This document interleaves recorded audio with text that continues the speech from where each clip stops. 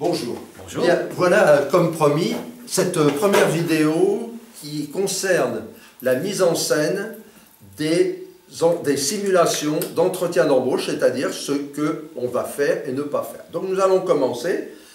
Eric, qui est avec moi, eh bien il a une certaine expérience du monde du travail, c'est le moins qu'on puisse dire. Je vais lui demander s'il lui vient quelque chose à l'idée qu'il ne faut pas faire en entretien d'embauche, Eric. Alors la première chose, évidemment, c'est d'écouter votre interlocuteur et de ne pas lui couper la parole intempestivement. Il peut avoir des choses importantes à vous dire, dont vous vous priveriez en n'écoutant pas sa phrase jusqu'au bout. Et par ailleurs, lorsque vous avez en face de vous un recruteur, évidemment, un minimum d'écoute active est tout à fait essentiel. L'autre chose qui me vient également à l'esprit, spontanément, regardez aujourd'hui comment je suis vêtu, n'allez pas en entretien avec une chemise comme la mienne. Ça n'est pas possible. C'est pas la plage. Bien entendu, on n'est pas à la plage. Et donc, ayez une tenue plus sobre, selon les codes de l'entreprise. Dans certaines entreprises, c'est bien d'avoir une veste et une cravate. Dans d'autres entreprises, vous pouvez être comme Alain avec une chemise, elle, tout à fait convenable, même si les manches sont relevées. Mais surtout, adaptez-vous au contexte de l'entreprise. Et ne parlez pas, comme je suis en train de le faire à l'instant même, que de vous. Faites des phrases courtes, laissez des temps de respiration, laissez à votre interlocuteur, qui est encore une fois la personne qui est en train d'essayer peut-être de vous recruter, auprès de laquelle vous êtes en train de vous vendre, laissez-la parler et ne faites surtout pas de longs monologues, surtout quand vous avez une certaine expérience professionnelle, que vous avez un CV assez long et que lorsque le recruteur va vous demander de vous présenter, vous risquez de vous présenter en 10 minutes. Ça n'est pas possible dans un entretien de 35 minutes de se consacrer 10 minutes à cela. Une autre chose, vous voyez comment Alain est avec son stylo à la main, il prend des notes pendant que je parle, c'est très important. Parce qu'un entretien, c'est un moment important dans la vie d'un chercheur d'emploi. Vous devez bien entendu noter ce qu'on vous dit, noter peut-être des idées qui vous viennent en tête, des choses, des questions que vous aurez envie de poser au recruteur dans 5 ou 10 minutes. C'est un moyen pour ne pas les oublier. Et puis, il n'est pas impossible que le recruteur, en fin d'entretien, vous dise « Écoutez, qu'est-ce que vous avez retenu de notre échange? Est-ce qu'il y a 2 ou 3 points importants que vous en retirez ?» Si vous n'avez pas pris de notes, vous risquez d'être un peu sec parce que, évidemment, vous serez sous stress. Ne pas faire la leçon. Alors, ça, c'est quelque chose aussi qui est important. Je vais vous donner un exemple. Ça m'est arrivé une fois d'avoir devant moi un candidat. J'évoquais avec lui la problématique de rémunération. Il s'agissait d'un centre de formation et je donnais une rémunération. Et le candidat m'a répondu en disant « Mais qu'est-ce que j'apprends ?» Je change de personnage, vous le voyez en enlevant ses lunettes. Votre rémunération n'est pas du tout dans le marché. Dans mon poste précédent, j'étais à beaucoup plus. Il va falloir que vous changiez ça. Évidemment, ça n'est pas possible. Vous ne pouvez pas rentrer dans un premier ou un second entretien avec un recruteur en lui expliquant que sa politique de rémunération n'est pas bonne, n'est pas adaptée. Vous pouvez faire d'autres choses, on en parlera probablement dans d'autres vidéos, mais surtout ne commencez pas à critiquer l'entreprise, à critiquer l'approche de l'entreprise et à expliquer que vous êtes meilleur que le recruteur qui ne vous connaît pas encore bien.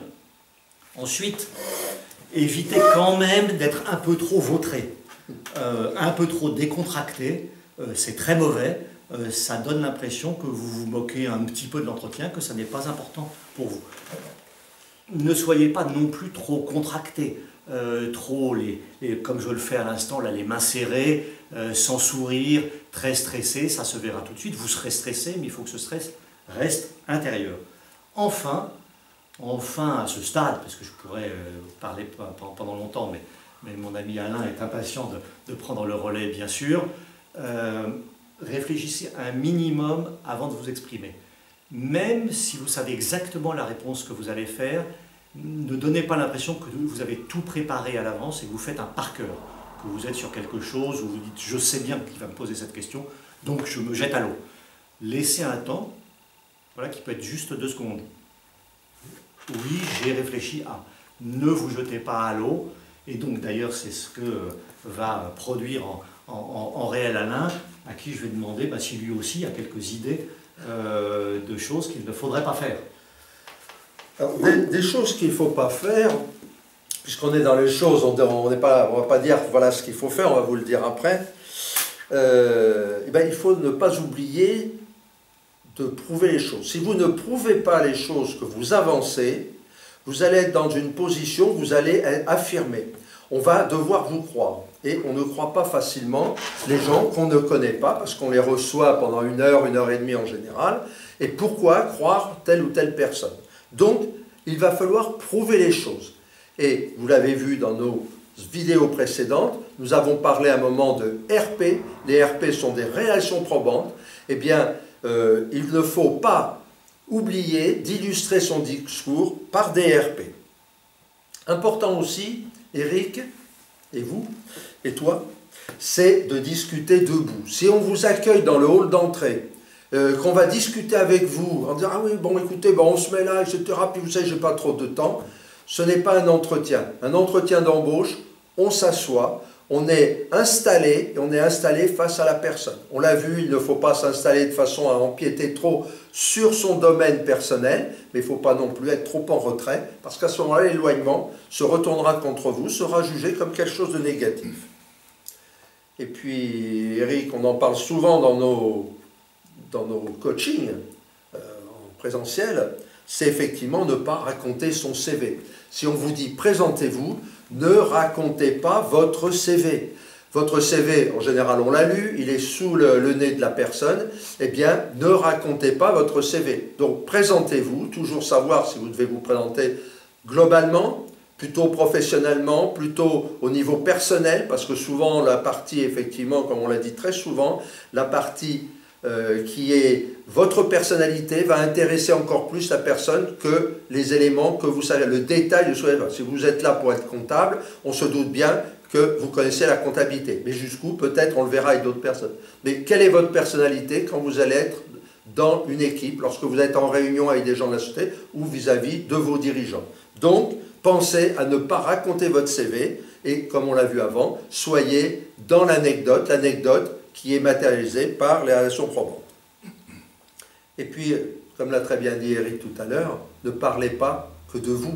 Si vous parlez que de vous, que vous faites de très très longues phrases, souvenez-vous d'une chose, c'est que lorsqu'on s'exprime, et on l'a vu quand on a parlé de l'analyse transactionnelle, dans une très longue phrase, la personne ne va en général ne retenir que les quelques derniers mots de cette phrase.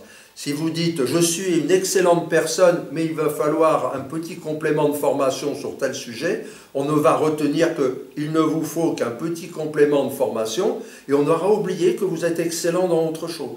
Donc, faites très attention à la formulation. Et ne soyez pas comme moi, et vous l'avez vu au fil des vidéos, ne soyez pas trop long.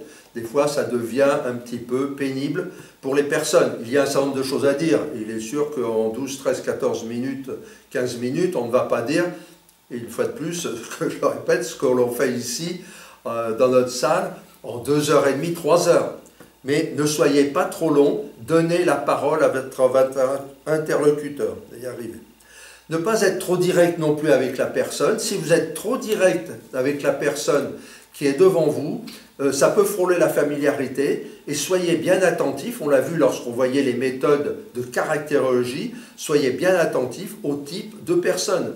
Les grandes catégories, vous vous souvenez, c'est des gens qui sont dans le challenge, des gens qui sont dans le résultat, dans l'analyse, des gens qui sont dans l'humain et des gens qui sont dans la façon de réaliser des tâches. Lorsque vous avez quelqu'un en face, vous ne parlerez pas, une fois de plus, au directeur de production, comme vous parlerez au directeur financier, au responsable commercial ou au DRH. Là, il faut que votre discours soit adapté.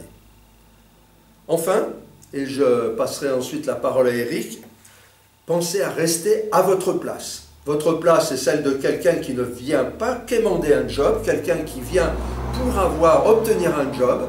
C'est un gagnant-gagnant, c'est une collaboration et au-delà même, c'est une coopération de nos jours.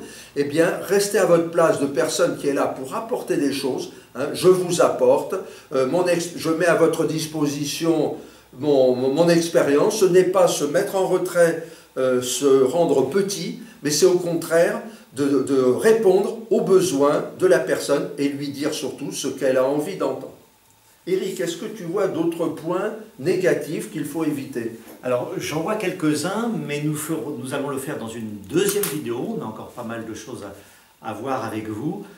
Dans l'intervalle, n'oubliez pas de parler de nous autour de vous, n'oubliez pas de nous liker, n'oubliez pas de partager ces vidéos, de vous abonner à la chaîne et à très bientôt. Voilà, merci. Car c'est les chaises en plus.